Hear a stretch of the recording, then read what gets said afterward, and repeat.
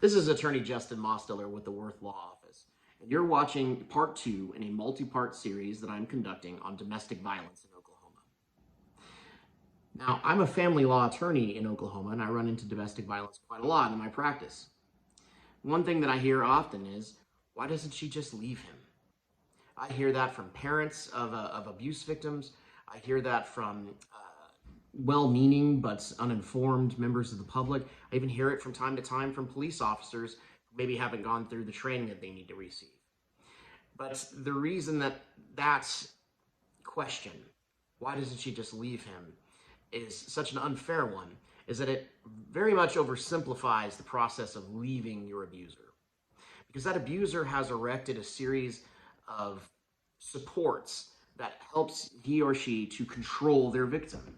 Because as we've discussed in the previous installment, violence is a means into the end. The end that the abuser is seeking is control.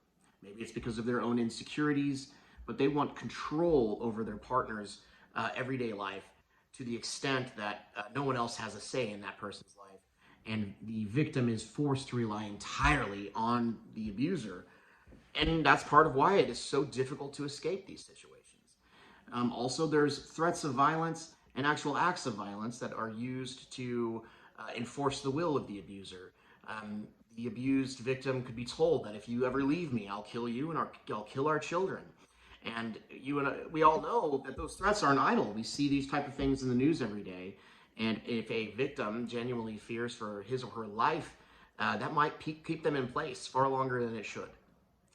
It takes an average of 5 to 7 times of leaving and returning from the relationship before a domestic violence victim can transition out and actually be deemed saved. But even then, that's just the next phase in the control and the abuse and coercion that the other side and the abuser in this situation is going to try to use. If you have children with the abuser, for instance, post-separation is actually one of the most dangerous times. That's when victims are particularly at risk of harm, and the children are particularly at risk of harm. So if you are in a situation where you're trapped in a violent domestic relationship, you need help. You need to reach out to somebody. We'd hope you trust us enough to reach out to me, because I really am passionate about these issues, and I will work very, very hard to see if I can get you out of that situation and get you into a place where you can start life again and move forward safely. Above all, safely. Thank you for taking the time to listen to this second installment. We look forward to speaking with you in the next installment. And as always, you can reach us at 918-932-20.